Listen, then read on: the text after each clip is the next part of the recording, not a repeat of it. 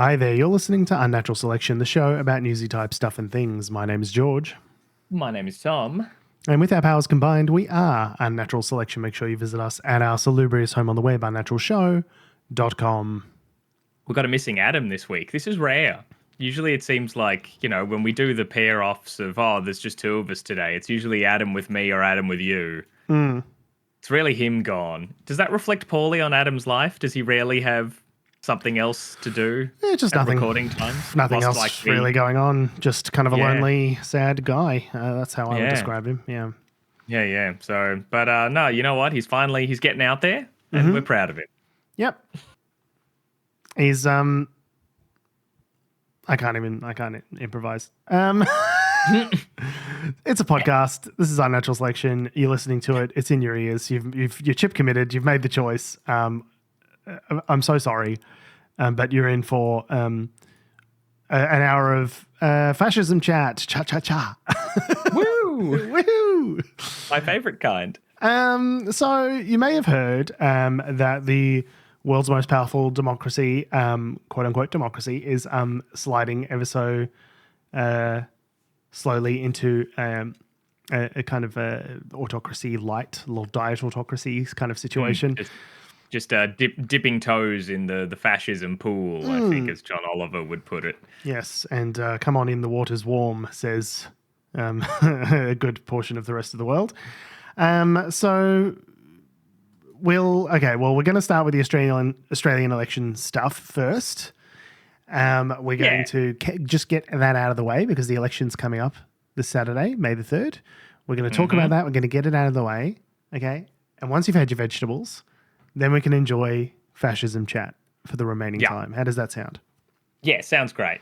I mean, it's possible that our potential new Supreme Leader Overlord is a big fan of fascism chat, probably here in Australia. So we're getting like a little dabble of fascism chat, I reckon, if we talk about the Australian election. Just a snifter. Yes. So there are two major parties here in Australia. For those of you who are unfamiliar with Australia conceptually, Australia is a large landmass south of Asia. Which we're going back. Okay, we're going back that far. We're going back. All right. And initially Pangea was a mega continent that spawned. Fast forward to 2025. There is an election taking place here in Australia on May the 3rd. And the two major parties are Labor, currently in government, led by Anthony Albanese, and the Liberals, or the Liberal National Party coalition, led by Peter Dutton, aka Big Dopey Cunt. So we're going to find out where exactly. We like to bring you the most unbiased takes on everything going on between our Prime Minister and Big Dopey Cunt, as you put it. It's this is the place for unbiased information, Tom. All of those partisan hacks in the lamestream media can get out of here. Okay, this is about real people, real Australians, the silent Australians. Okay, silent majority. The silent majority. That actually aren't a majority, as it turns out, according to this polling, because it seems as though the Liberal Party is trailing behind the Labor Party by several points at You this honestly stage. love to see it. Oh, no. The Liberal Party is probably going to lose. Oh, no. You hate to see it. Oh, no. Of course, we may be eating our words in a week. Well, you never know. Yeah, so we don't want to be...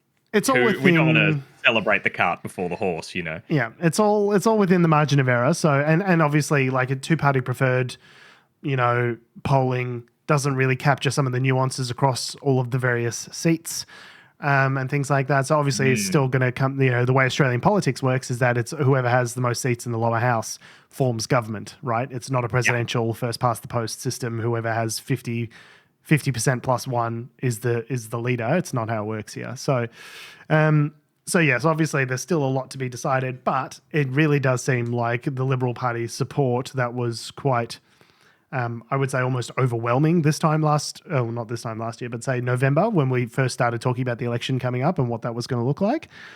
I was shitting bricks at that stage in terms of saying like, hey, this is, the coalition has overtaken Labor in terms of the preferred two-party preferred preferred party. Yeah, two-party preferred basis.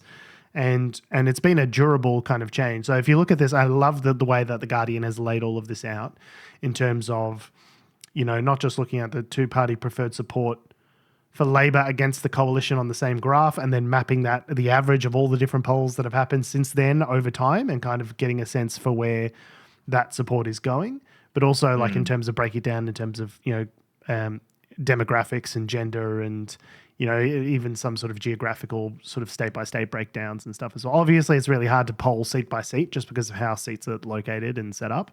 But what we're looking at here, I'll actually just bring it up for people on the screen who are watching visually. So this is what they call the worm, right? And the worm is infamous in Australian politics for for being a kind of indicator of where things are in the zeitgeist. Now I'm just thinking, can I blow this up? Yeah. Okay. Cool. So what we're looking at here is an interactive poll from The Guardian. Again, maybe a little bit visual, so check us out on the YouTube. So, but what we're looking at here is Labor being, since this, 26th of Jan, where they started averaging out these poll results, Labor has pretty much been on the back foot. Kind of an estimated primary vote share of, two-party preferred vote of around 46 to 49%, right? And that starts in 26th of Jan, 2024. Well, and the data goes back even further than what you sort of got here. You can scroll across it and see where the swap happened. Even further back, yeah. So So around the January 2024 area, it was constantly flitting back and forth. The worm is like a solid color. Yeah. And then from what do we got here? About March 2024, it started to split with the blue gaining ground and the red losing it. And it's been consistent on that until now. Pretty shortly before now. So as we can see, this is where we're tracking now. And you can see it's around, you can pinpoint the date that his heart breaks. Peter Dutton's heart, which is March 27th, which is where the Liberal, the coalition two-party preferred slips below Labor's, and it's just been on a kind of downward trajectory since then. So, sort of neck and neck from March 27th and then through to the current day where Labor is currently tracking around 49 to 53% of the vote, and the Liberals are tracking around 46 to 50.5% of the vote. So it is looking like Labor's leading by, on average around sort of 5 points. And this is average. This is what they call a poll of polls, where they're averaging. You see all the scatter plots points here, and they're sort of averaging out between all of those different points to come up with that line. So it is pretty consistent across different polling groups, different pollsters, different geographies, different demographics. We're seeing a sort of consistent sort of swing away from the Liberals since March 27th. Now, you could probably put that down to a couple of things. I think the fact that Elon Musk and Doge have kind of taken a chainsaw to the world economy around then, starting on April 2nd, right, Liberation Day. And in the week before that, we started seeing the global markets kind of panicking in relation to the announcements that were coming. I think the fact that Dutton and his government have made such a point of aligning themselves closely with Trump, conceptually during the campaign, has been a real sort of stumbling block for them, because it means that, people are going, okay, well, we kind of hate what Trump and Musk are doing.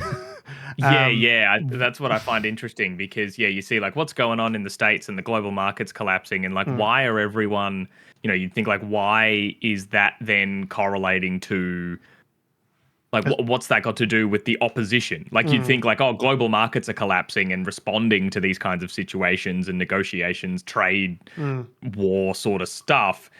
You would think it's the people in charge who kind of have the most kind of bearing or impact on that, and especially in mitigating it. So why isn't the economy tanking and reflecting poorly on Albanese, on the party in charge?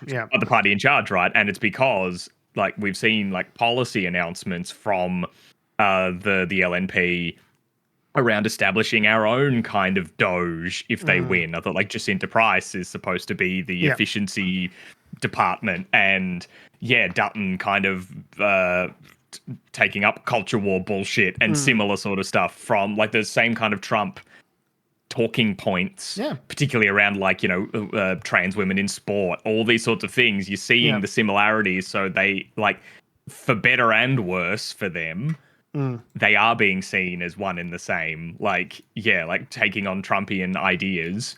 That has garnered support for them amongst fuckheads, but it also means that when the general consensus is Trump bad, Dutton bad.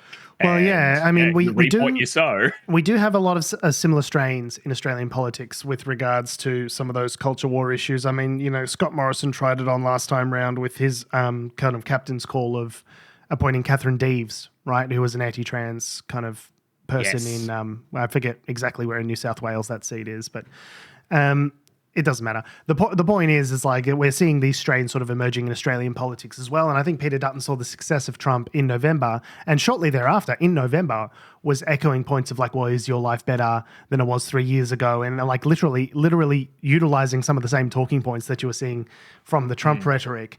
And I think in November, it was a pretty safe bet that you could go, okay, well, there's been some kind of like conservative resurgence, and we're going to just like go hard and basically just lift this playbook from Trump and utilize it for our campaign. And look, they were doing it more or less successfully up until the campaign really kicked into gear.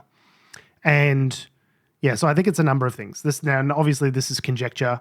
We are dudes on a podcast on the internet. We have no fucking clue about anything. We're not pollsters. We don't know shit about fuck. But the things that stick out to my mind as to why you've seen this shift happening at the end of March, I think number one, like I think over the last 3 or 4 months, people have become really disillusioned with the Trump administration and what they're doing. Like obviously we've been reporting about it and talking about it a lot as to the cooked shit that we're doing. And don't worry, there's more Trump administration cooked shit coming soon. Stay tuned. So stay tuned for that. But, I think Australian politics is quite different in a number of ways. I think the Australian electorate and the Australian media is not quite as cowed by that kind of like alt-far right kind of politics. We've got a preferential voting system as well, which means it inherently kind of rewards moderates and not extremists. So I think a lot of people are starting... don't have to stomach it. Like, it's not like I have to vote for the Democrats if I don't want Trump, even though I think the Democrats are a bunch of fuckheads. Yeah. Like, you don't kind of have to play it that way. Yeah, if you're a leftist ideologue, you can vote 1 Greens, 2 Labor and still put, the Liberals last. And it doesn't change anything about, you're not going to split the votes between progressives and conservatives like they might in the US, right, for example. So I think there's a couple of things structural, like Trump himself and Elon Musk in particular are pretty unpopular figures here in Australia. And yet there seems to be like a part of the conservative right wing in the LNP that really does still admire them. So that you get Jacinta Price, out there saying we're going to have a Department of Government Efficiency. We're going to make Australia great again. Make Australia great again. And you can literally see Peter Dutton, who's standing behind her as she's talking, going, good boy. I'm going to hear about this. Brother. So you have that. You have things like, I think it was Michaelia Cash saying, you're going to get the same, people want action, which is what they're seeing under Trump, and you'll get the same from a Dutton government. They have... Oh, boy. They have, saying that they were going to cut, 41,000 public servants. And then there was some footage this week where journalists were kind of like doing their job and sort of asking Peter Dutton to explain himself. Asking for details, which we know Peter Dutton is a big stickler for the detail. Loves details. Never too much detail from Peter Dutton. So, there was questioning about like, okay, well, you say you're going to cut 41,000 workers, but it's only going to be from Canberra. But there's only like 67,000 federal workers in Canberra. So like, how is that going to work if you cut like 2/3 of the Canberra workforce? And it's like, no, we're not going to cut them. It's going to be like natural attrition. We're going to wait for them to be, to leave or to resign. So it's like, okay, so it's a hiring freeze. You're not going to replace the roles. You're just not going to replace people, right? Right. But then like, where's the saving then? But like, have you costed you're still using the money that you said you were going to use from those cuts and use it on other policies that you've costed and spent. But he's like, oh no, it's all costed. Like that was, and then he said it's part of our original plan. Like we never said we were going to cut anyone. It was always going to be natural attrition. No. I'm like, okay, so then what changed? Like what did you walk back exactly if this was always the plan? Like it's been so just confused. A part of I think the clip because I don't know if you probably don't have it queued up. I don't. But it also sounds like a bunch of nonsense anyway. But yeah, he was being grilled in Hobart. I thought about it, and they were asking like, "Hey, there's 4,000, I think, workers, public servants in Hobart. Like, are you going to cut in Tasmania, and maybe 500 of them were in Hobart or something. Are you going to cut them?" And he was like, "No, they're only going to be in Canberra." And so they were grilling him on whether or not, like, so it's exclusively people in Canberra, not people in these other like seats, because it's exactly where they were. But then Dutton said something around and he prefaced it with, "Now I just want to clarify something and make it perfectly clear." And then he said something which is exactly the preface that a politician makes before they say something, which is fucking absolutely as opaque as mud. Yeah, because I was like, okay, he's going to make it clear. And then he says something about that some of these jobs aren't even filled. Don't even exist yet. Yes, yeah, exactly. So they are cutting jobs that don't currently have people working in it. Like, I get that conceptually, in that you're like, we're changing the plan, so as we're not going to hire that third team or something. But then it's not a saving. Wait, then it's not a saving from the current budget. Do you understand? Like, not spending future money might be good if you're attempting to save money, right? But it doesn't. But you can't then take the money that you've saving, quote unquote, from these jobs and then put it to other things because you haven't saved anything. Because that's the money that we're spending now, basically. Yeah, the whole thing was just like an absolute fucking dog's breakfast of an interview. Yeah, it was the weirdest statement. I was like, "That's you making it clear?" Because I'm more confused. And he said some like weird climate change deny things during the ABC leaders debate. I think there's a lot of just, and the other thing is the Australian Labor Party seems to be running, I can't believe I'm saying this, a pretty good campaign. Going very hard on social media and the memes, and like clearly they've invested in not just Are the memes good? Some of the memes are good. Some of the memes are very bad. Not to like completely derail your point, but it's like running a good campaign. While I appreciate the prescience of making memes involving the remaster of Elder Scrolls 4 Oblivion that came out 3 days ago, is it timely? Yes. Is it a good campaign to have a Khajiit say something weird? Khajiit is a race of people within the Elder Scrolls universe. Yes. Khajiit has wares if you have coin. Yes. Look, that's kind of maybe a loftier question as to whether that's good or not. Certainly, I've seen some of these memes that have been coming out from the Labor Party that have been trash. Like there was one AI video, which was like a cat with a Medicare and like the cat. The cat sob story. And there's some weird cat sob story with Medicare that Peter Dutton was trying to kill Medicare, and it was all AI and people hated it. And they didn't see any more AI videos after that. But, there's lots of little, fun videos of or clips from various like TV shows. And it's like, like Homer Simpson is cutting, various members of the team, and, it's got like Medicare and like different, parts of the Australian government that Peter Dutton said he's going to cut, and it's like, oh, you cut, cut, but, so-and-so, I love you, you're cut also, like, things like that, where it's like, it's funny, people get it, it's relatable, or like you say about the Elder Scrolls thing, the video game one, it's like, well, that's like, I'm sure part of the strategy is to be agile and responsive to stuff that's coming out, memes, things that people are seeing on TikTok online, and then they're referencing that in their political material. Like, part of me is like greatly saddened that it has like deeply, it's like come to this. We're a long way from Walter Cronkite. Cronkite. Yeah, Cronkite, that was his name. Concrete? Who the fuck is Concrete? I am concerned about the coarsening of the debate, that people can only concentrate on 6-second, Vine length videos in order to make the point. But, if it's in aid of my deeply partisan worldview, then I suppose I'm not too upset about it. So. Not too mad, yeah.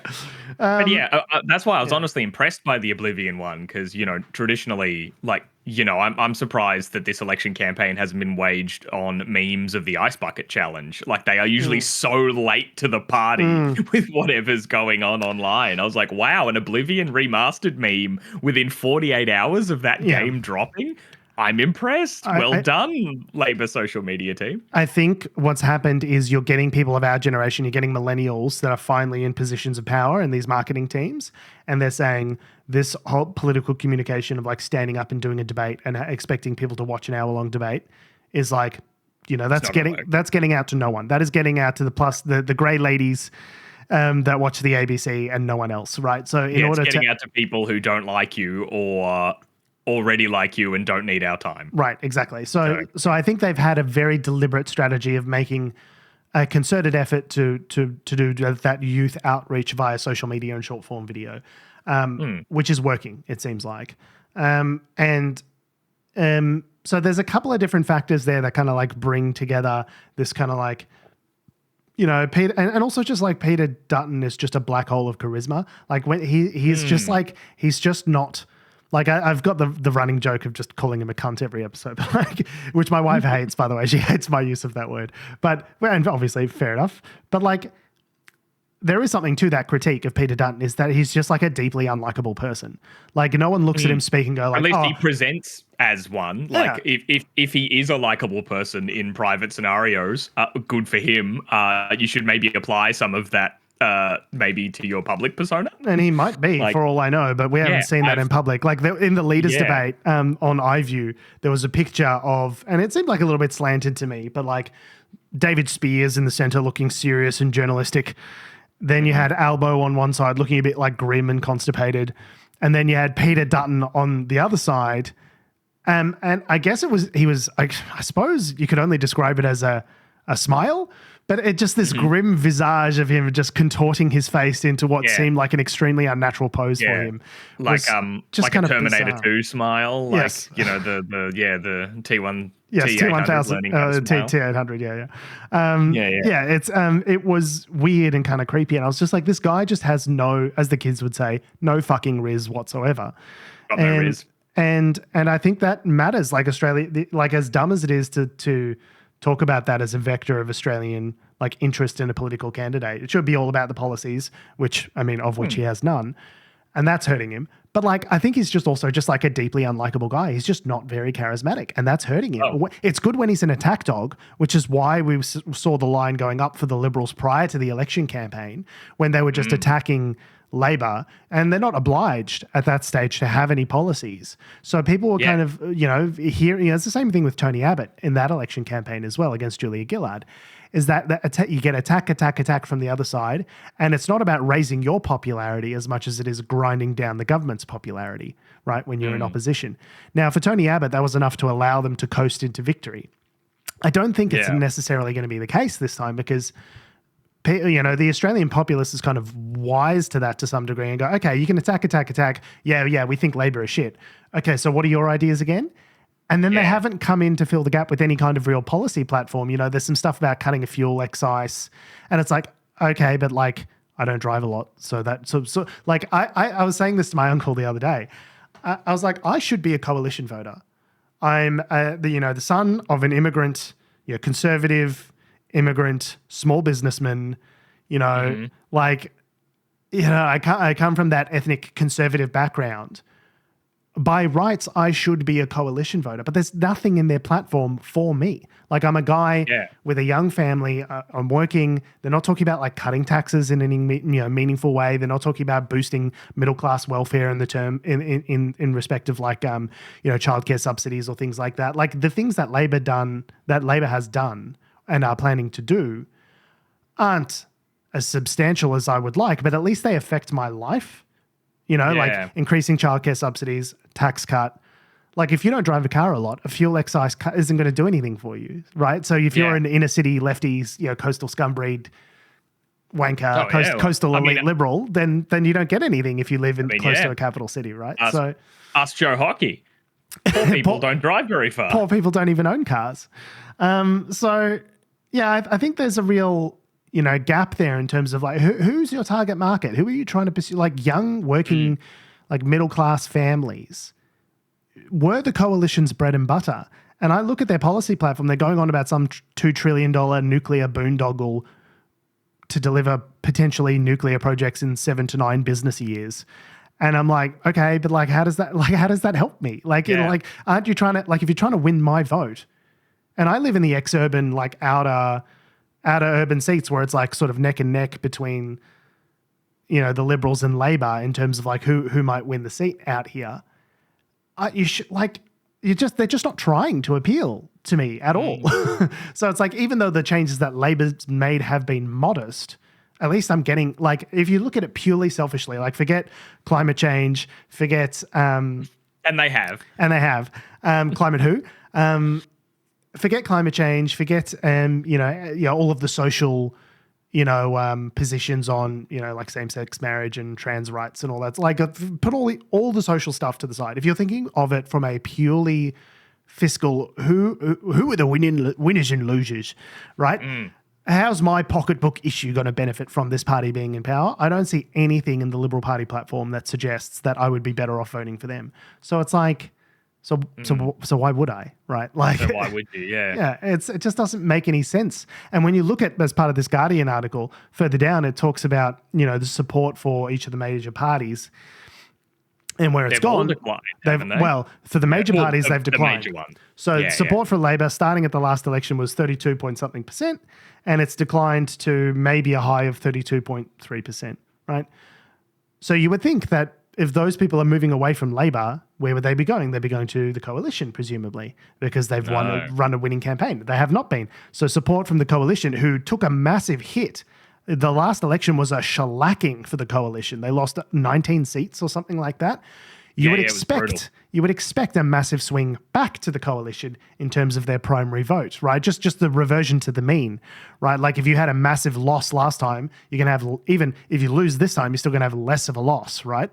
No, well, it hasn't. It's gone from 35.7% to a potential low of 31.5% in terms of their primary vote.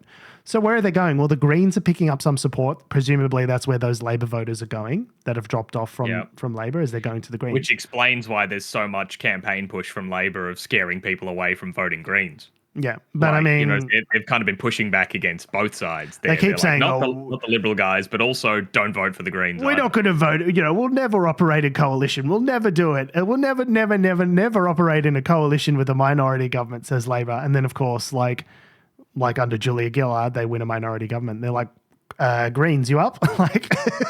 Yeah, of course they would. Yeah, but now they're back on that shit again. Yeah, but I mean, they have to. I mean, they're negotiating. They don't want to scare people off. They're making an appeal as a centrist party, and if people think that they're putting a leftist party in power, then they won't vote for them. So it makes sense from their perspective. But where you will notice that there's been an increase is support for others. Now, others includes teal independents, but it also includes, parties like One Nation. It also includes and that's gone up from 19.4% of the primary vote up to a potential high of 24.5%. So you're seeing a 5-point swing towards independents, alternatives. And what we're seeing is, this is just from the last election. If you look at it over the years, you're seeing a slow grinding down of the primary vote of both Labor and the coalition over the last 20 years. And I think that is, that's really playing into the sense of what's going on. You'd think that the coalition would be going, okay, we need to, we need to win back some of those teal voters. And we need to moderate ourselves and become a little bit more, sort of centrist friendly. And it seems like that's not really the strategy that they're pursuing. They're just they're more worried about losing people to One Nation and to Palmer and all those people. And they seem to be reacting and campaigning in such a way as to go, okay, well, we don't want you guys going over to the far right wing and going away from us. We want to keep you. But what that really does is alienates all the center right voters in those, blue ribbon inner city Liberal seats like Kooyong, like what was Frydenberg's seat? That was Kooyong. Sorry, I'm thinking. That was won by Monique Ryan, and then there was Goldstein. Goldstein, yes, that was the other one I was thinking of. Tim, what's his name? Wilson's seat. So former seat. I think what you're really starting to see there is the Liberals kind of, whilst they can make a dent in Labor from like an attack dog perspective and like a two-party preferred perspective, I don't think it's actually going to like win them government at all. No. Just based on the maths of like they need those inner city blue ribbon Liberal seats if they want to get government back. Like just from a maths perspective, you need those seats in order to get government back. And especially when they're trying to gain at least 20. Yeah. Right? Like they need them back. And it doesn't seem like they're going to get them. So you sort of go, okay, what's the strategy here? Like who's the core? Like, why don't you guys tell us who the core Liberal voter is? Because they don't seem to have a clear idea, right? Is the galaxy brain strategy by like, you know, backroom discussions in the Liberal Party. Like, you know, because remember when Turnbull got ousted and they had their spill to decide who'd become the Prime Minister, and that's when Scott Morrison came out on top, right? And they coordinated to knife Julie Bishop. Yes. Because they were like, we'd prefer Julie Bishop, sure, but the far right faction of the Liberal Party will never choose a woman over Peter Dutton. So we need to back Scott, because Scott can at least be the lesser of two evils there and do it. That's what they did, and we had the Scott Morrison government, and that was a shit show. Yep. But so it seemed like there was still a bit of a push to not have Peter Dutton in a leadership role. And now they're going to an election with him. And they couldn't just do a let's have him as the good like opposition leader that he is attacking the Labour government and then swap for a new leader come election time, because then we look like the revolving door fuckheads we railed against with the Labour Party for years, despite the fact that they rolled leaders many times, but that doesn't matter. So is this a galaxy brain strategy of, all right, we're taking him to an election and then we'll lose, and then we have precedents to have him not be the leader anymore, and we get someone who we think can win? To dump him? I mean, look, when he was initially appointed as leader of the Liberal Party, Samantha Maiden on the news.com.au political editor, I think she's the political editor, or she's a prominent contributor. I thought news.com or Sky News, like News Corp. Yeah, she's definitely contributes a lot to news.com.au. I don't know whether she's the political editor, and it doesn't matter. Yeah, But she's a prominent political writer.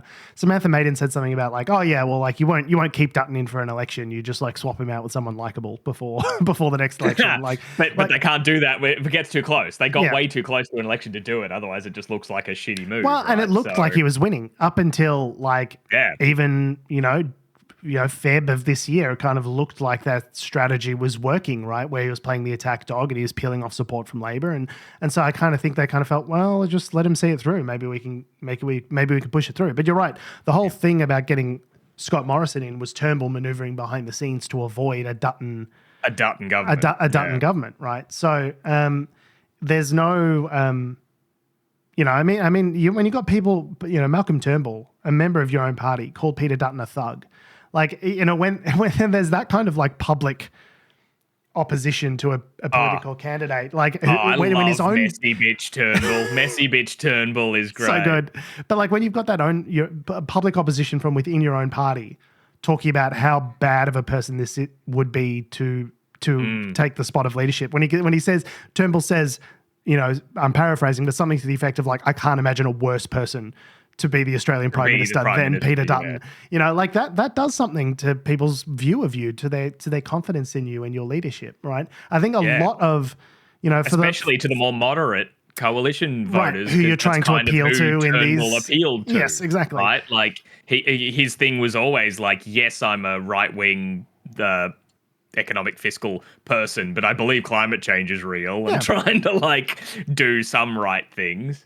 If I recall correctly, Malcolm Turnbull wrote a thesis or some big like academic paper on a carbon tax as like a viable solution for climate change. So, but like people kind of thought of, Malcolm Turnbull as this like centrist sort of statesman type figure, which appealed to those inner city Liberal seats. But because the party's moving further rightward, and now they've lost those seats. They've lost the Dave Sharmers. They've lost the Tim Wilsons. They've lost all of those people at the centrist kind of wing of the party are gone. That power base is gone.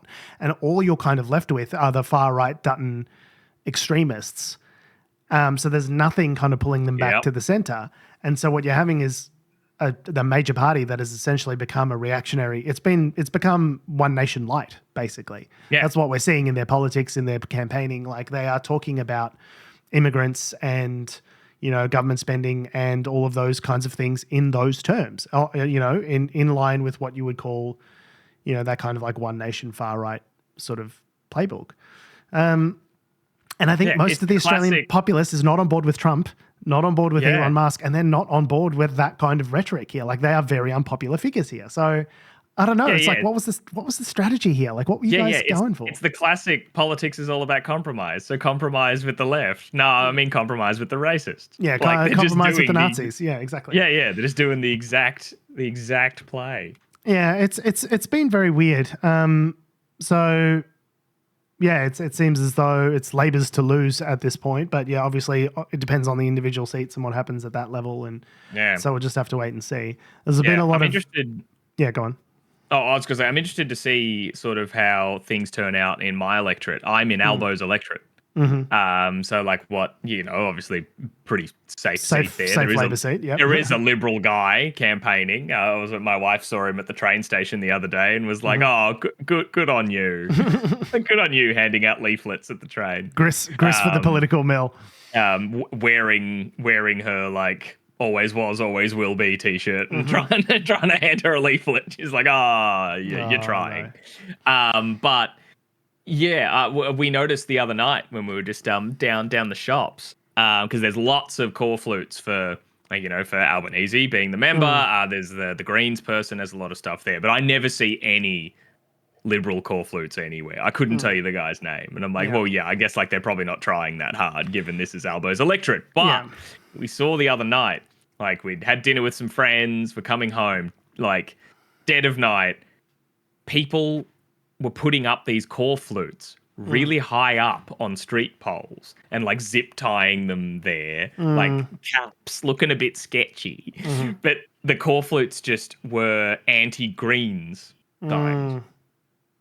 And I tried to take a bit of a closer look to see if there was any like authorized voter down the bottom, and I couldn't see anything. So it just seems like it's just been put up. So, but yeah, it was like you'll be worse off if you vote. Oh no, voting Greens will cost you, and then with pictures of like Adam Bant yelling and stuff like that, like some like shitty core flute like that. But it made me wonder. It's so funny. It's the exact same like right wing critique that the coalition has of Labor, and then Labor or someone who clearly preferences Labor, some sort of outside group who we don't know exactly who that person is leveling that exact kind of like right wing attack from Labor against the Greens. But that's why I was wondering like who are they doing this in support of? Because given just as the coalition is trying to like win back voters from going to independent but still far right parties, Labor's also concerned about their more left voters going for the Greens. Yeah, which we are seeing. We're seeing that movement as well. Like, that's probably some Liberal Party or Clive Palmer shit heel. And I was like, no, wait, actually, in this electorate, who would have most to benefit? Yeah, it would be Labor. So I don't know. It just made me think. So I'm curious to see what the presence is like at the polling station and what the actual results are from that. Because sketchy dudes in the night putting up core flutes like got the juices flowing. You love to see it. Some dirty tricks, electioneering close to the election. Okay, so this kind of reminds me of a discussion that was pretty prominent in Ezra Klein's book called Why We're So Polarized. And that refers to the polarization in the American electorate, something that he calls the big sort, right? The idea that ideologically both sides of politics are moving, like they align more perfectly on all their issues. Right. So for example, if I tell you my position on climate change and gun control, you can guess my position on abortion and everything else. Right. Like those things sort very neatly into right and left wing. And that wasn't always the case. Like prior to the 1960s, it was much more of a mishmash of centrists with different views on different things. Right. And that's partly due to the American electoral map and other things which we don't need to get into here. And like Southern Democrats being like Democrats, but also racists. And anyway. I was going to say, and probably who could and couldn't vote. Yes. Like, what happened in the 1960s? Remind me again. Yeah. And that was kind of movement for civil rights. Some sort of civil. It's on the tip civil of my rights tongue. movement. Yeah. And that was part of the fracturing of the Democratic Party and their power bases because they kind of made a devil's bargain with these Southern Democrats. And basically had power in the South kind of locked up for a couple of generations to the extent to which like FDR and these kind of politicians that preceded the 1960s had like Democratic supermajorities that they could enact, this kind of the New Deal and all these sorts of like massive social programs and all this sort of stuff because they just had, FDR was elected 4 times, I think, right? That's right. He predates the constitutional amendment enforcement of terms. Of terms. Yeah. So I think he died during his 4th term. But there's there was this massive kind of sort after the 60s and people got into their ideological lines. And then since then, you're either one party or the other, and both parties are drifting. The left less so than the right, but they're both drifting further and further towards the ideological extremes. And this is measured in people's views on, they poll on all these sorts of things, right? If you're your average Republican voter, what is your view on XYZ? And they measure these things over time. And what we're seeing is polarization widening. And I think to a certain extent, you're seeing that here in Australia. I know this is like a very long, Adam's screaming at the podcast, listening to going, George, get to the fucking point. I think we're seeing a similar level of polarization here. You look at both of the major parties, both of them are bleeding vote share. The right, the coalition, is pursuing the voters that are leaving to their right, to One Nation. And you look at Labor, and they're worried about the voters that are sort of leaving to their left, being the Greens. But it's interesting, the Labor's tactic isn't to go further left. It's to be more left. To be more left. No. Yeah. It is to be more centre, because if you look at the vote compass from the last two election cycles, they've drifted. They're now, right bang in the center of the vote compass in terms of fiscal conservatism versus progressivism, and social conservatism versus progressivism.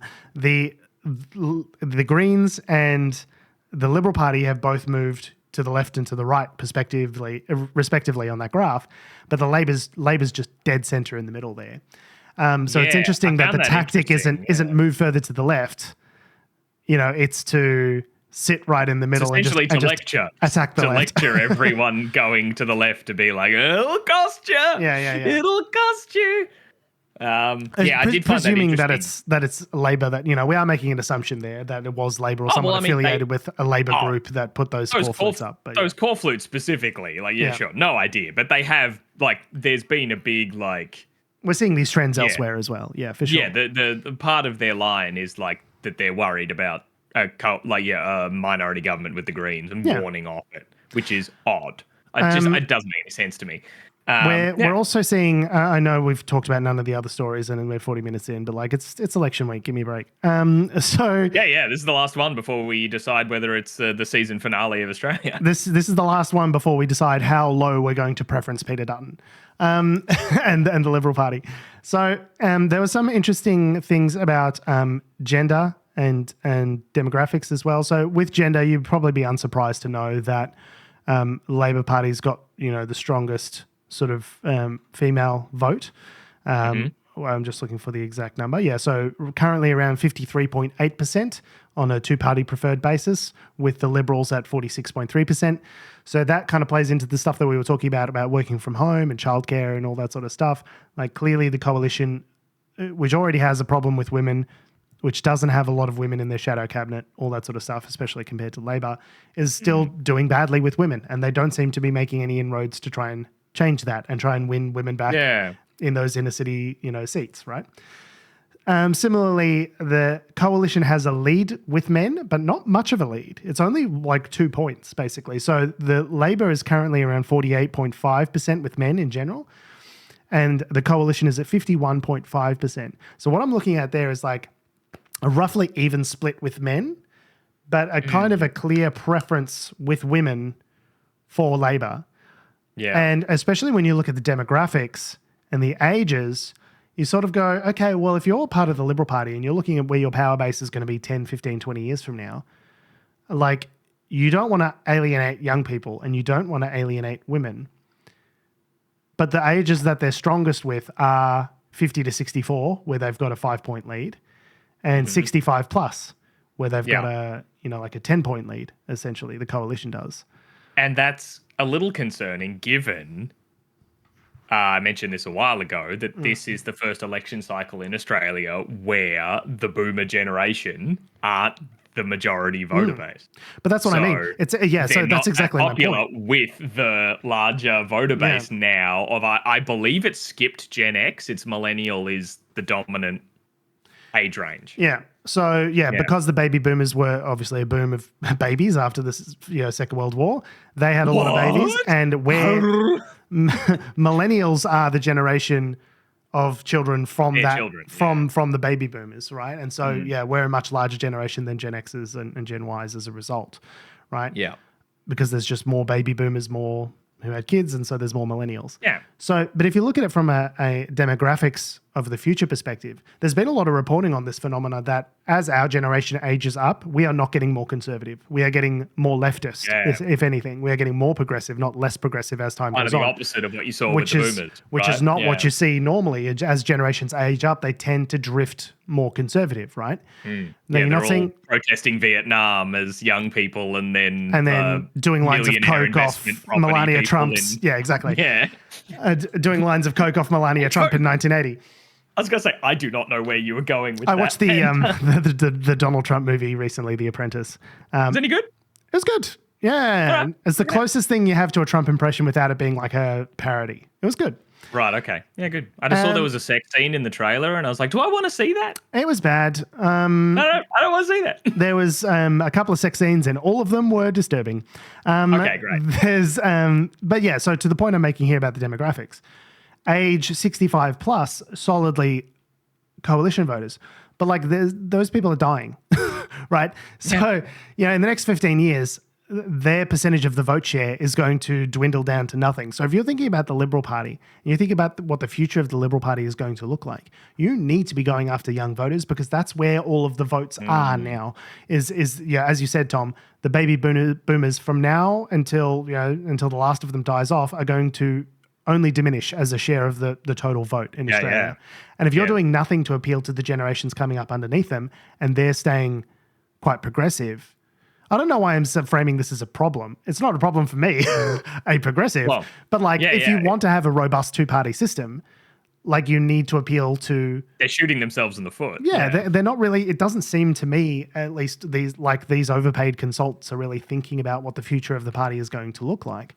Now, that might all be undermined if, on Saturday, Peter Dutton gets elected Prime Minister. But... you'll be the first one off to the gulag if that happens. I may well be. Yeah. Peter Dutton's jackbooted thugs are going to just turn up. Yeah, it is concerning though that these longer term trend it doesn't seem like the Liberal Party is interested in doing anything about these longer term trends. They're just happy to stick to their culture wars and their anti-trans and all this sort of stuff, and hopefully people go along with it, and that's concerning. But we'll see what happens on Saturday. Obviously, keen for Peter Dutton to go down like the sack of shit that he is, and we'll see what happens. Hell yeah! I'm not telling you who to vote for, but don't vote for Peter Dutton. You can vote for anyone else. Almost anyone else. Anyone else. I mean, maybe not Pauline Hanson. Maybe not Trumpeter Patriots. Not Trumpeter Patriots. No, not telling you who to vote for, but those are three people not to vote. Family First also. Don't vote for them. Don't vote for Family First. They're bad. Oh, God. Who else should you not vote for? There's the we're not telling you who to vote for, but here's the list of people not to. Oddly enough, there's only one left on the list, but I'm not going to tell you who it is. Yeah. There was that Sustainability Party, which was actually just like virulently anti-immigrant. Sustainable something. That's why, actually, my last piece of advice. Check your preferences. Check your preferences, but also, I haven't tested this theory to the extreme, but you're not timed in the booth. I know you feel like you need to get in, vote, and get out because there's long lines and all that sort of stuff, but don't just tick shit, don't tick shit, put numbers in for a start, but don't just write numbers in just because you feel like, they sound all right. You can get out your phone and maybe just give them a Google. Look at the front page of their website, give you an idea. You're not as rushed as you think you are. So if you're unsure, make your vote count. Just do a cheeky Google in the booth. There's a shit ton of names on there. You can't be possibly expected to know them all by heart. So give them a look. So another thing you can also do is look up the how to vote card. So say, for example, you have a party that you prefer. If you're going for a party, you can look up their how to vote card online in advance and obviously plan out ahead of time who you're going to vote for based on your electorate and what they say. Can we look at the ballot in advance? Can you see them online? Well, I'm looking at the Greens one for my electorate. Oh, but what will be the AEC paper for your electorate? So great. If you look at it now, I couldn't name everyone in my electorate. No, so if you look at it now, so I'm on. This is the seat of Casey, which is my electorate. You just plug your your address in, and it'll tell you which seat you're in. Right. Yeah. And then they've got a how to vote card, which says, okay, Blair Merrin, number 1, the Greens. Obviously, it's the Greens how to vote card, so they're going to put the Greens first. And then they'll say number 2, Animal Justice Party. Number 3, this independent. Number 4, Labor. Number 5, Liberal. Number 6, Family First. Number 7, Trumpet of Patriots. And number 8, Pauline Hanson's One Nation. So, and this can also be done for the vote in the Senate as well. So you can see here, they've got number 1, Greens, number 2, Socialists, number 3, legalize cannabis.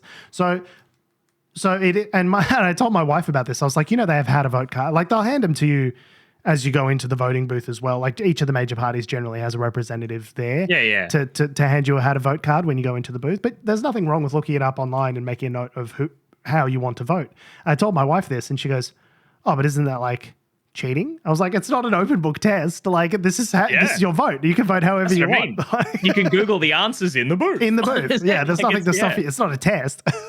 So I think it's worthwhile spending 5-10 minutes just on the website of your preferred political party and see where, because you don't have to agree with their preferences. Like with the Senate, with the with the House, you can always, like your House, obviously you always vote, for all of the boxes in order of your choice. But the Senate, sometimes people can vote above the line. They just go 1 for this party and they go, well, I'm going to let you guys sort it out. Or you can vote below the line, which is say you go 1 through to whatever, 64 in order of your preference. And you can... if you do above the line, it's probably good to know where they're going to make that decision for you. Like, they'll tell you, they'll have, like in these resources here, how they will distribute your preferences. But they're not, but that may not be aligned with your preference. You might still want to vote number 1 Greens or number 1 Labor, and go, actually... But you might not want to put, the socialists second. Maybe I want to put... else. Yeah, exactly. So you have the power to do that. So it's important to... I encourage people that... We'll post the links to this... these sort of things in the show notes as well for this episode. But Vote Compass as well is a great resource. It asks you questions about your preferences and political leanings and then places you on the spectrum and kind of indicates which party you might be closest to. It's democracy. So take a second and think about it. It's good to plan ahead. Yeah, and you're not in a rush. I just cannot stress that enough. You can take your time in the booth. Democracy is sick ass. And go get a democracy sausage. Why not? Yes. Some traditions are good. Okay, so in the remaining 15 to 20 minutes, let's talk about all of the other news that happened this week. So Liberals had a disappointing week in many respects, but in one particular respect in that a Liberal campaign truck crashed into an early voting centre in Sydney and got stuck under an awning. How? What? Yeah. Why was the truck even careening towards an early voting centre? It's not the Montague Street Bridge. You really think there should be a lot less of a danger of something like this happening. But I'm just driving along, and then an early voting centre came out of nowhere. He came out of nowhere, officer. So a Liberal Party campaign truck crashed into the early voting centre in Western Sydney, which is a shame because they're really trying to impress the people of Western Sydney at the moment. So causing significant damage and forcing voting at the centre to be delayed for several days. And it was advertising Liberal candidate for Greenway Ratton Verk when it smashed into a portico at Quakers Hill Community Centre yesterday. And the kind of amusing part of it was they've said that there's footage of after the accident, a man then trying to desperately remove the Liberal signage off the side of the campaign bus. Off this truck. So it's quite torn up in areas that would not have been torn up by the accident. Yeah. So someone was like, it's such a Veep kind of thing of fucking get the sign down, move her away from that thing. All that sort of stuff. And the headlines tomorrow are going to say Ratton's car crash. This is unbelievable. You guys are idiots.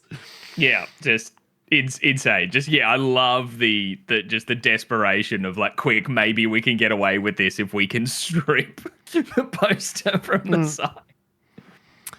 Yeah. So when you see that on the Liberal side, and then you see Labor saying, they're pledging an extra, 200 million for Medicare, and they want 9/10 of GP visits to be free in the next couple of years, and all this sort of stuff. When you see stuff like that, that's really about improving the material circumstances of people's lives, and you contrast that against a literal car crash of a campaign on the other side, it's like not hard to imagine why that dynamic has flipped over the last 4 weeks. So yeah. Yeah. All right, Okay. but here we go. We promised the listeners.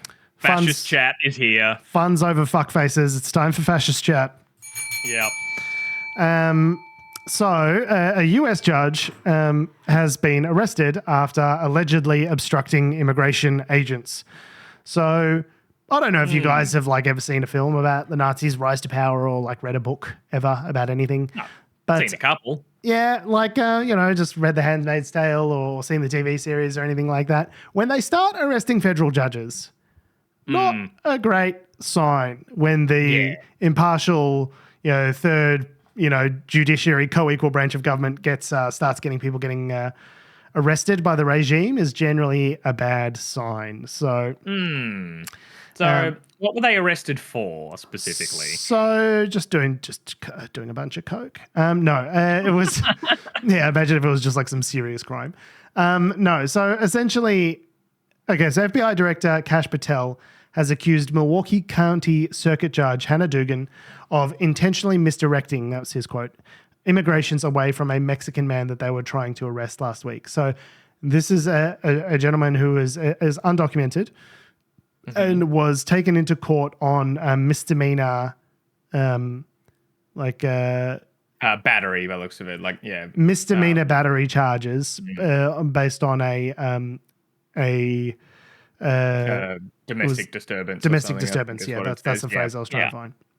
Yeah. So it doesn't sound like obviously a misdemeanor is not a criminal offense, like a felony is a criminal offense. So we don't know exactly the nature of the battery, if he was pushing someone around or what happened. It sounds like it didn't rise to the level of a felony, right? So not any kind of like serious kind of violent crime. He was due in court. Basically, I said, great, a Mexican's coming to court. Let's grab him. Let's scoop him up. So they came to court on his court date, had a warrant, and basically the judge said, okay, why don't you go out this way while they sort of, have a chat to XYZ immigration judge and sort this out. Because you're not obliged to cooperate with ICE and help them to facilitate arrests, especially if the nature of what they're doing is kind of like legally grey. Yeah, like they're not coming to pick him up because of the reason because of a crime. They're just like, we just happen to know he'll be here, exactly. So let's just do it. Yeah, so it's like, you want a free boat, and it's like, when you turn up to win, to claim the free boat, they're like, actually, while you're here, you're arrested for being an illegal immigrant, and we're going to deport you. Yeah. So it's kind of a little bit dubious as to the legality of them being there at that date, at that time to pick him up. And it sounds like the judge made some minimal effort in terms of like redirecting the gentleman away whilst the ICE agents were. Anyway, they ran after him and caught him, and so it's not like he got away.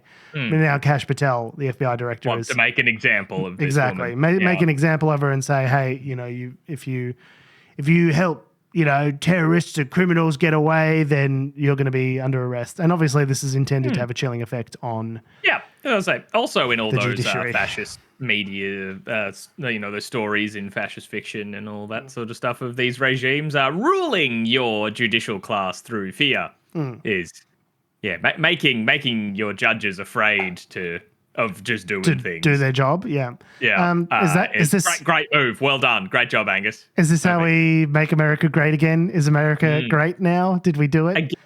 Where again implies previously, and I'd love to know when they think that was, because it'll tell you a lot. Yes, not the 1960s as much as the 1860s, I think. Yeah, what point in history was America great? So, and that's where you're trying to get to again, yeah? Yeah, Jim Crow, I think. So obviously this is incredibly problematic. Like constitutional law scholars and people are freaking the fuck out over this. This has been described as a five-alarm fire for democracy. Is when federal judges who disagree with you start getting fucking retconned and not retconned. And she's facing renditioned. Rendition, and she's facing 6 years in prison with the charges that they're like laying her with: obstruction and concealing an individual to avoid arrest. Yeah, obstruction of justice. Yeah, very serious charges. 6 years in prison. They're not. This isn't just them fucking around. No. Like this has very serious consequences, both on the judge as an individual, and then society as a whole. Yeah, great. That they're really not beating the fascist Nazi party allegations, are they? Like, mass deportations, arresting judges, like fucking rewriting history, like all this sort of stuff. All they need is like some fun symbols and maybe like a prominent member, maybe like the president's main campaign donor, like Zig Heiling at a public rally, and that would really sort of tip him over the edge. But thankfully, nothing like that's ever happened. Nothing like that's ever happened. It's no kind of like red hat, any kind of like particularly aggressive symbology that's associated with this movement. They really destroyed red hats, didn't they? Like, I see someone in a red cap and I'm immediately like, hang on. Oh, no, it's fine. Like, I used to have a red hat that was for the Nintendo Switch. And I was like, oh, this is some cool merch, and I like it. And then I noticed I got looks in the street. Like, so I just would see some double takes. Like, I know what they're doing. They're going like, Nazi? Oh, nerd. All good. But... and those two are not always mutually exclusive, by the way, but yes. That is very true, but I must have... I don't know where that hat is. I think I got rid of it in that decision of like, I'm giving the impression I'm a fascist fuckwit, like, at a distance. Like, oh dear. That's not what I want at all. Speaking of deportations, so according to a different federal judge than the one we were talking about then, the Trump administration has appeared to have deported a 2-year-old to no follow-up digits. 2-year-old. 1, 2, yep. Yep, 2-year-old, a U.S. citizen, no less, with, quote, no meaningful process. Now, in case you're wondering, deporting a US citizen is not a thing that you can do because they are a citizen of your country and that's where they live. And that's how citizenship works. Yeah, deportation by sort of its definition is you being forcibly returned sent to back. Your home country. Yeah. So if you are currently in your home country, like they'd have to, I guess, take you out of the country and then take you back into it. I don't know. Yeah, well, like in the one trip. So basically, that's what the administration is saying. Is basically like, oh, well, she can come back in. And the thing is about 2-year-olds is they're notoriously shitty defendants. With being unable to speak and so forth. So, obviously, this is again like not to like. I feel like we're talking about all of these things in the same tone of voice and not freaking out and not like screaming and crying. So maybe people don't understand what a violation this is, but like you are effectively making someone stateless, which is a crime against human rights. Like this is not a thing that you are allowed to do. It's very bad. 5-alarm fire. I think I just need like some sort of sound, maybe like some sort of like, and it's like every time something like incredibly fucked, which indicates the slide towards authoritarianism happens, I could just like play the sound and just kind of like remind people, like just because we're talking about this in like a kind of calm, serious voice doesn't mean it's not like turbo fucked. Yeah. You know what I mean? Like I need a slide whistle or just like something to like reinforce the seriousness of the thing that's happening, right? I mean, Discord has this. Okay. Authoritarian horn. slash DJ horn. DJ horn, yes, exactly right. So just to also preface this, the 2-year-old wasn't just deported on their own, they were deported with their mother. It's not like they were like, come here, baby, and the baby goes and they just slam the handcuffs on and go, you're under arrest. Get in the truck. No, I think they were deported with their mother. It doesn't make it better. Not better. But, just shows you understand sort of what happened. Yeah, but I think we're at a point now where the father, who's still in the States, is like going, bring the child back, please. They're a US citizen. Yeah.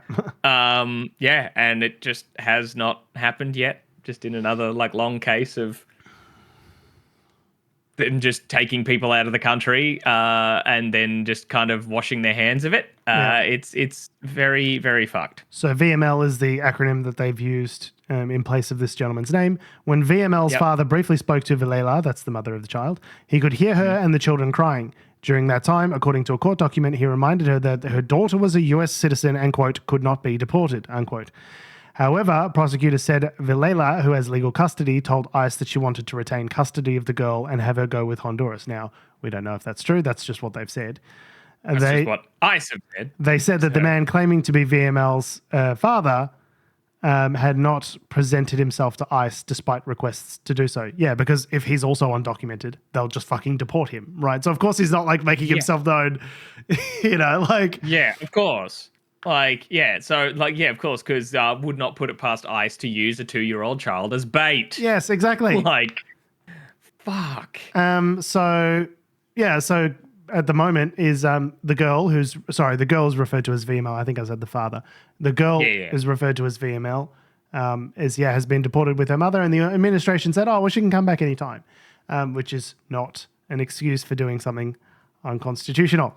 There are, by the way, in case you're wondering, procedures in place to deal with what happens if a minor who is a US citizen gets detained along with their parent who is not a citizen. Parent who's not. And they go to like a willing member of family, and there is a process for how this is supposed to work. Just go, just fuck it. And of course, like if you're the mother, if I was the parent in that situation, there is no way that I would be handing my child over to some random fucking ICE agent who says, yeah, don't worry, I'm going to take care of it. Hey, don't worry, sweetheart. It's Tony Soprano go, yeah, don't worry about it. Hey, we're going to take real good care of this fucking kid. You can trust me, an ICE agent who just fucking scooped you up off the street and is deporting you to another country. No fucking way. No way am I letting my kid go with that person. So, of course, they go, oh, yeah, she wanted to take her with her. No, she didn't want to. She didn't trust her fucking kid with some random from ICE. Yeah. So it's not the same thing as wanting to be deported to Honduras. Like, these people are just fucking monsters. I don't understand.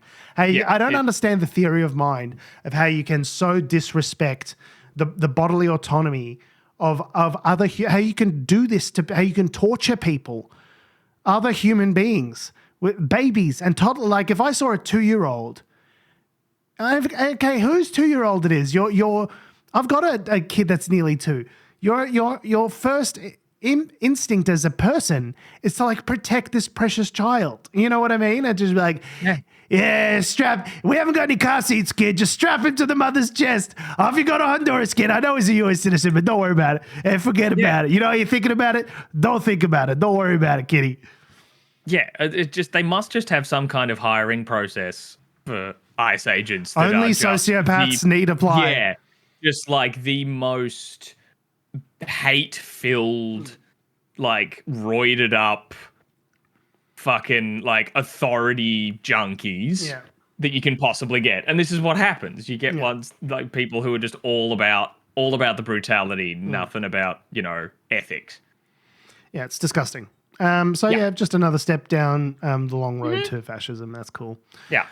Oh, but things won't be too bad when Trump got elected. No. But at least we're all overreacting. At least with fascists, they make the trains run on time. That's what they said about Mussolini. People are getting rounded up and killed, but at least he makes the trains run on time. And I guess that's always kind of the pact that people have with authoritarians is like, we're willing to accept, or we're either actively interested in or are willing to accept the otherization of particular members of our society. If it means we get stuff. If it makes my day easier. Yeah. Do my material circumstances improve if we ship all the immigrants out of the country or whatever, round them up onto trains and send them to a place where they can think about what they've done. Yeah. Some sort of concentration camp, if you will. Yeah. They will tell you that it will. That's the thing. They'll always, the fascist regime, like the incoming fascist regime will tell you, of course it'll make your lives better. Don't you worry about the immigrants. Let me worry about the immigrants. I'll sort it out. Everything will be better when I'm in power. And that's what Donald Trump said. Of things coming into power and that things will be better for you. Apparently shops are just going to have nothing in them. Yep. Yeah, so I heard I heard an interview on Bloomberg on Odd Lots this week, basically where they had a retail expert come on and say, hey, so what's the sort of impact of all these tariffs? And she was like, basically, there's going to be nothing on the shelves. Like empty shelf. The pull quote for the episode title was empty shelves are coming soon. Because now is the time where American retailers are making their big purchase decisions as to what they're going to buy and have manufactured in China for the holiday season, for Halloween, for Thanksgiving, for Christmas. You've got a whole bunch of holidays right at the end of the year. And it's like Black Friday. It's like peak shopping season in the US. Well, basically, that sort of shit gets planned out really far in advance. It's April and Black Friday's November. Those decisions are happening now. And it's almost like the worst possible timing for this trade war because of that, right? And essentially, executives in retail are basically saying across the board in America, you know, like representatives from Walmart and Target have gone to the administration and said like, hey, like if you do this, we're going to go out of business, basically. Yeah, like you are fucking us. You're destroying the American retail economy by doing what you're doing. They're basically, you know, they're not putting in orders because they don't know. Why would you put in an order if a product that you order from China might be 145%, 150% more than what you think it's going to be, or might not, depending on what Trump does if he climbs down. So what it's created is this climate of uncertainty. And as we talk about on the podcast, as we mentioned previously, the thing that is most toxic to business, being able to make good business decisions, is uncertainty because people don't know. Why would you bother, you know, investing billions of dollars and years of your life recentering your supply chain in America if you think there's a good possibility that the next administration are just going to overturn this bullshit anyway, or Trump himself might just walk back all this sort of shit in the next 90 days. Because he said a pause on the tariffs, but then there's not a pause for China, but then there is a pause for some stuff from China, but only for so long. There was like a fentanyl tariff that he whacked them, which is not including that. The whole thing has been a fucking messaging disaster, which creates uncertainty in the markets. If it's even worse than if he said there's a 10, 20% tariff across the board for everyone. Because at least if you did that and stuck to it, at least people would be able to plan around that and go, okay, well, maybe we can't get our things from here anymore. We'll have to get them from there, or we'll have to source this locally or whatever. You can start to figure out ways of restructuring your supply chain if you know that the change that's being made is permanent. But the problem with Trump's like madman theory of politics is that you don't know what the fuck. He could change his mind from 1 minute to the next, one day to the next. Peter Navarro steps in 1 minute. We're doing a trade war. Elon Musk comes in the next minute, smacks him on the ass and says, don't be a dopey cunt. I need my money back. And then all of a sudden everything goes back to things change on a dime.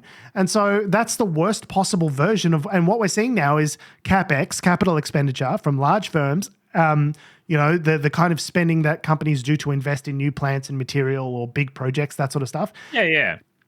CapEx, capital expenditure, has gone to zero, more or less across the board in the United States, because everyone's just playing the fucking wait and see game to see what the fuck happens before they make any decisions. And you know what happens when all of the executives all across the country don't spend any fucking money because they want to see what happens next? It causes a fucking recession, because if you're not investing in building things and hiring people and putting people to job and creating jobs and creating work and creating products, then the economy doesn't move.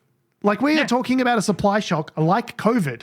Even if they decided tomorrow, like the effect that gets talked about in one of these NBC articles is even if all of this was switched off tomorrow, you might still have trucking effects at the end of the year. So for example, supply chains don't fix themselves. That's the one thing that we learned over the last 5 years since COVID is that when supply chains get disrupted, it takes a long fucking time for them to bounce back. Yeah. Even if Trump were to reduce tariffs, the disruption caused to the supply chain could take weeks or months to unravel, given the time it takes for ships across the Pacific and for the other pieces of the supply chain to snap back into place. Quote, you have an 8-week period where volumes are going to crash before they can even come back up. And that's if things return to normal, said Dean Croak, principal analyst at DAT Freight and Analytics. All this comes at a time of the year when volumes really should start to increase based on the holiday season that we talked about earlier. He said the reduced flow of inputs into the port will have trickle-down effects on the rest of the shipping industry. Trucks that were hauling goods out of the port will now shift elsewhere, flooding the trucking market with excess capacity and driving down the rates that truckers get paid to haul their goods. That drop-off in demand for drivers, along with a slowdown in other areas of the economy, like manufacturing and home building, could cause truckers to leave the industry and contribute to a shortage of drivers later. It may, quote, it may take well into the second half of this year before truckload volumes recover, Croak said, even if everything went back to normal now. So what he's saying there is that even if Trump clicks his fingers tomorrow and says, it was all negotiation, I'm the best negotiator, it was all a trick, it was all a ruse, I've been talking to China and they made an incredible deal. Meanwhile, China says, we're not actually speaking to the administration. And Trump's going, we're speaking to China. It's incredible. The deals that we're getting. Even if we don't know who this guy is. They're like, sorry, Donald who? Even if they snap their fingers tomorrow and decide, actually, we're calling off the trade war, Like, we get it. We fucked up. Our bad. My bad. Back to normal. Even if they do that tomorrow, the disruption that they've created is still coming down the pipeline, right? Yeah. They've fucked this year at least. Yes, like, at a minimum. Yeah. And it's April. Like, have you ever been so early? It's like, oh my God, what a week. Like, sir, it's Tuesday. Like, that's, yeah, you're like, oh man. that is the level that we're at, where it's just like, and now, analysts that were forecasting relatively robust growth under Trump are forecasting recession. They're saying there's no way that even at these reduced, kind of like wound back 90-day pause, all this sort of stuff, it's still causing so much disruption that it's going to cause a recession. Like, you can't keep doing this to people and expect them to bounce back and keep making, like, you wouldn't spend 5 years and $4 billion relocating a plant to America if you think that 90 days from now, Trump might just change his mind. So that everyone's doing is pausing, which is going to cause a recession. Like, there's no other, like just look at it from like a pure, you don't need an MBA to see like the mechanics of the economy are all predicated on people buying, spending, borrowing, building, creating jobs, selling products. Like, if you throw sand into the gears of that, the economy stops. This is what we saw in COVID. It was disastrous. Like, honestly, I don't understand why you would volunteer for more of that. Like, yeah, maybe I misunderstood and misjudged Trump. I didn't realize he was a comrade. Is he single-handedly trying to bring down capitalism? I cannot think, if you were going out of your way to destroy like American capitalism, I could not think of a more effective way of doing that than what Trump has done over the last 4 months. Yeah, like, wow, I didn't realize that maybe he's a secret, like, he's degrowth. Socialist thing. he's degrowth. Yeah, it's just unreal. Like, I just don't understand. It's so self-defeating. Like, I've never seen anything like it. It's Speaking one thing for like, it's one thing for like an American administration to have to deal with a crisis, right? Like the Trump administration and then the Biden administration had to deal with COVID and the supply shocks and all this sort of stuff. But it's so unusual to me for like the administration to be the catastrophe. You know what I mean? Like, not just like dealing with a Category 5 hurricane. It's like, no, the Category 5 hurricane has the launch codes. Like, that's like, the difference now. Yeah, you creating the Category 5 hurricane and then having to deal with it. And then dropping a nuke on it, as he wanted to do. Yeah. God, he did want to do that. Yeah. Speaking of fucking idiots, Elon Musk and the Department of Government Efficiency. So, because isn't it, it's about to end, quote unquote, right? Wasn't it only legislated for a certain period of time? No. So Elon Musk, as a temporary government employee, only has like a 90-day window to without having to declare interests and get a security check and all this sort of stuff. You can only serve as like a special temporary advisor for like 90 days or whatever. So it's been announced that Elon Musk is stepping back, although he did say he would be involved in some capacity with Doge for its duration of the Trump administration. But I think it's more that, Elon Musk is incredibly unpopular as a figure, and Trump said, okay, thank you very much. We've hit the natural end of our cooperation here, and you can fuck right off. Thank you very much. Yeah. And so he's announced. Yeah, so he's concerned about the Tesla stock price, which, like everything else in the American economy, has been plummeting. Yeah, getting repeatedly kicked in the balls. So he's announced that he's going to be spending more time at Tesla. That's what Tesla needs. Yeah, more Elon Musk. Elon Musk. Yeah. Yeah, the executive are going, please no, please leave us alone. We don't want to be seen with you. You're embarrassing us. Yeah.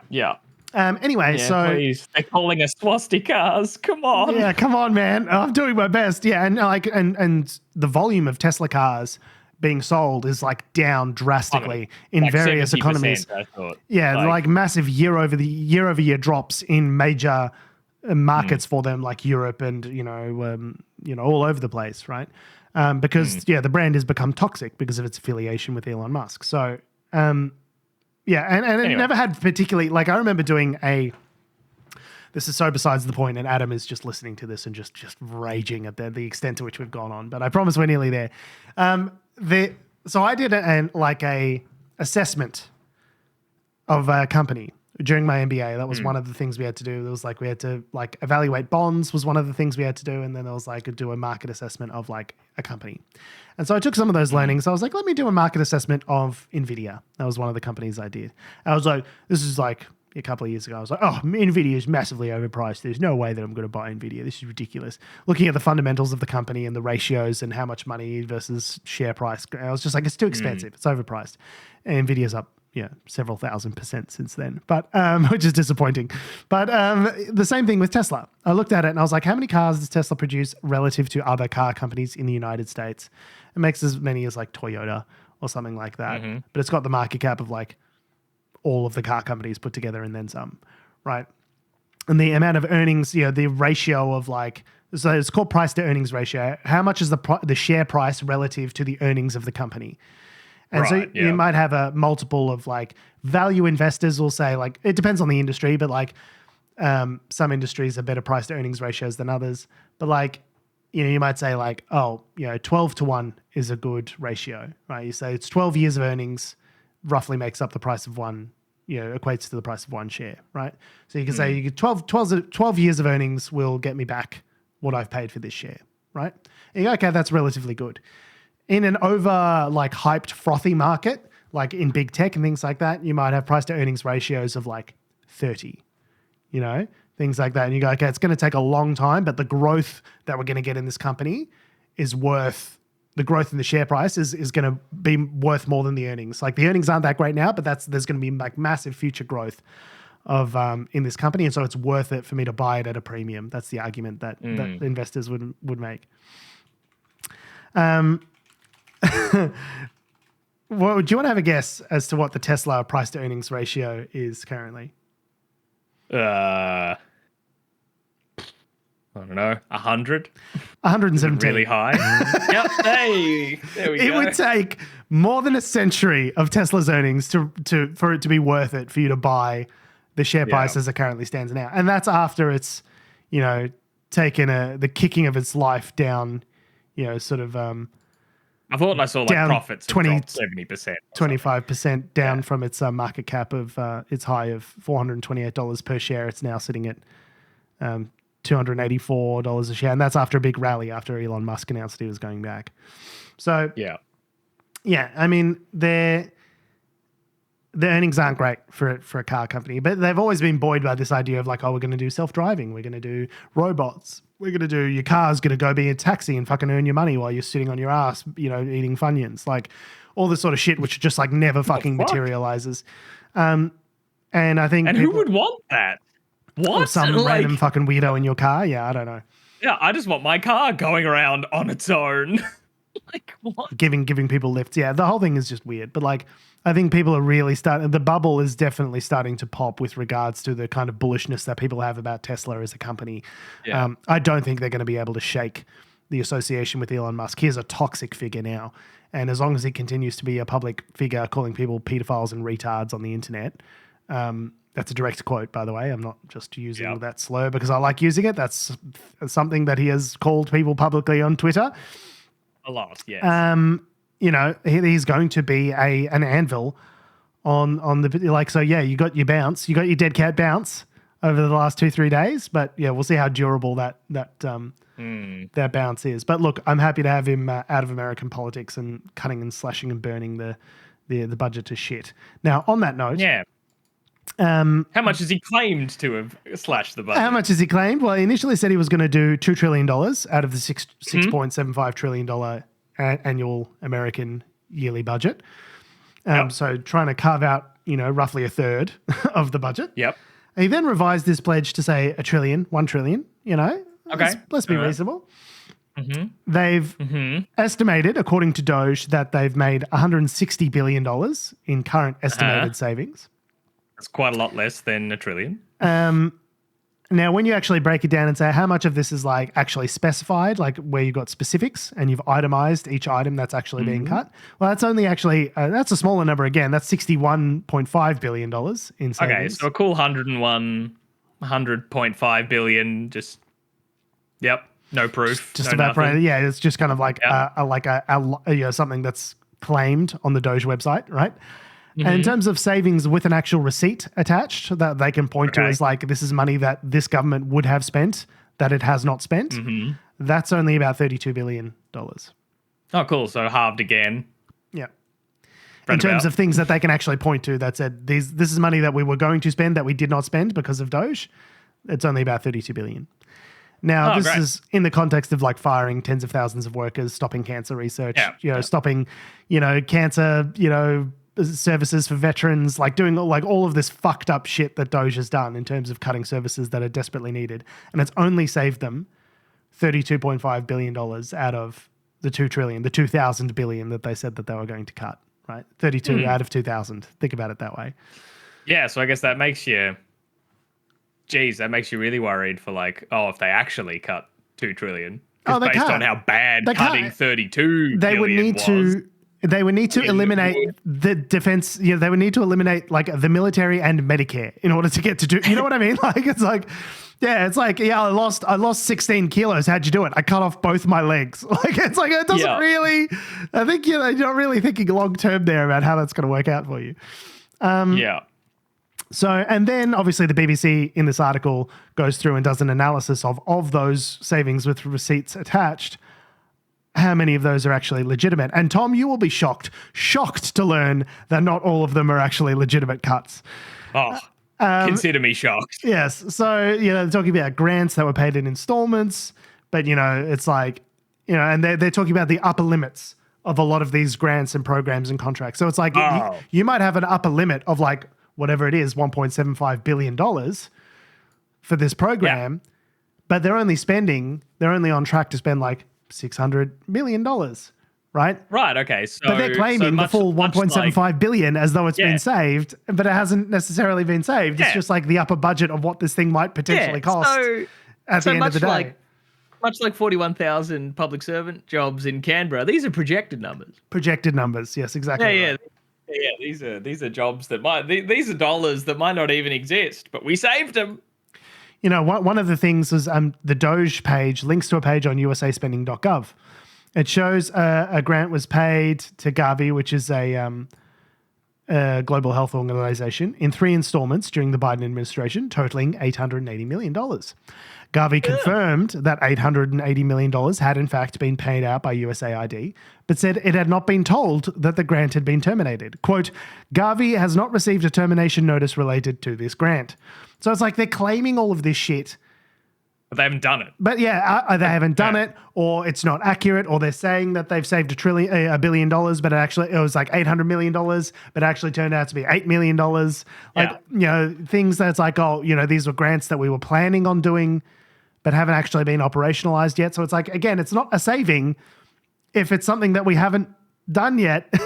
Like you might be saving money that we were going to spend, but it's like, that's not 2 trillion out of 6.7 trillion. That's like 2 trillion out of 6.8 trillion or what, you know what I mean? That's just like, that's not a saving. That's just. That's like, it seems maybe rule one, like maybe the first call to action by a Department of Government Efficiency is to remove itself. Like, because what are they even doing? I wouldn't trust a single thing that they say they've done or removed. Yeah. Like, the only things I'd trust that they have removed are the ones where we've seen the very real consequences, like all the people dying in Myanmar. Yeah, or accidentally cutting the Ebola prevention. And it's okay because we switched it back on. Update, they didn't fucking switch it back on. They didn't switch back. All of these things that are like, it was an accident. We didn't mean to cut that. A lot of them have not been switched back on. They've just left it cut. Yeah. Oopsie poopsie. Oopsie poopsie. It's just unreal. So this fucker can fuck off back to Tesla. I hope we never hear from this piece of shit again, honestly. But the damage is done. Like we were saying with the trucks. Oh yeah. It's going to take years for things to go back to normal. And in the meantime, they're eroding America's capacity to cooperate with their allies across the world. Like it diminishes the view that people have of America and their willingness to go to America and invest in America and spend money in America. Like this is just crippling for the future of America. Like if you were designing a way of making everyone fucking hate you, this would be it. It's just unreal.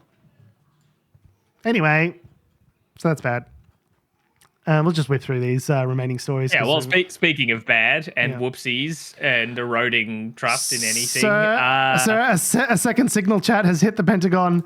Pete Hegseth has, as it turns out, has shared that same signal chat, the information that was in it, with another group of people, including his wife and his brother, who are not, in fact, top, people with security clearance and security clearance to view any of that. So he was just talking about the same missile strike details in Yemen. Just in the family group chat from his personal phone. Yeah, just in your family WhatsApp. Yeah, normally the family WhatsApp is reserved for funny photos of the pets or, maybe what your nephews are up to. And, just how many Houthis you killed. I guess that's what the family group chat's for in the Hegseth household. Yeah. Jesus Christ. It's dumb. It's bad. Man. We don't even have time. This is so low on the round. The guy's a clown. People are calling for his resignation. They're probably not going to get it. That's it. In any other administration, this would be like a 3-week story. But now it's just, Oh, in any other administration, this would bury the person you'd involved. be dead. Yeah, you'd be dead and gone as a political actor within, a day of something like this coming out. Yeah. Just not insane. Anymore. Absolutely insane. So last on the list. Also, his family has also attended meetings with foreign military counterparts. His wife's just randomly in the room getting exposed to top secrets, and the other diplomats on the other side are going the fuck is happening here? Who is this lady? Who's she? That's my wife. Is she she an official or does she have any kind of clearance? No. She's she's with me. She's chill. Don't worry about it. Yeah, she was born in Russia, Yes, big fan of mine. Mrs. Hegseth was not born in Russia, to my knowledge. That was a joke.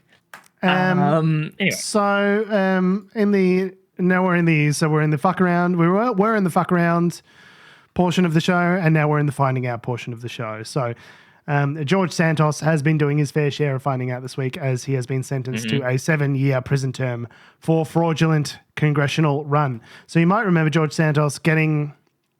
So it was the first out LGBT Republican elected congressman to the Congress. And kind of came to prominence on this. He is from New York, I believe, and sort of Long Island, and sort of came out as very much this kind of Trumpian sort of figure.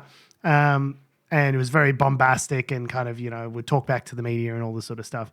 Anyway, it sort of emerged that he was a complete bullshit artist, did not in fact work at Goldman Sachs and all the, it claimed this career in high finance and all these credentials, which he didn't have. And it was basically running a scam. And I think maybe he just didn't expect to win. Because it's if you're looking to and basically spent a lot of the campaign contributions. He stole a campaign contributor's credit card at one point and was making OnlyFans purchases on this card. Right. I was trying to remember what the spicy shit that he did. Buying handbags and traveling and, all this sort of stuff, just going nuts on political donations dimes. But then he won the seat. And it's I think maybe he just wasn't expecting to win. Maybe he's I'm here for a good time, not a long time. I'm just going to take whatever money I can get my hands on. And then he won and he became a member of Congress. And then he was I should have just waited because then I could grift Congress. If you wanted to make money corruptly as a congressperson, there's obviously ways to do that with insider trading, right? There's so much more money at stake than just exactly. Nancy Pelosi's worth tens of millions of dollars, right? After a lifetime of public service. How did that happen? She consistently outperforms the market. Who knows?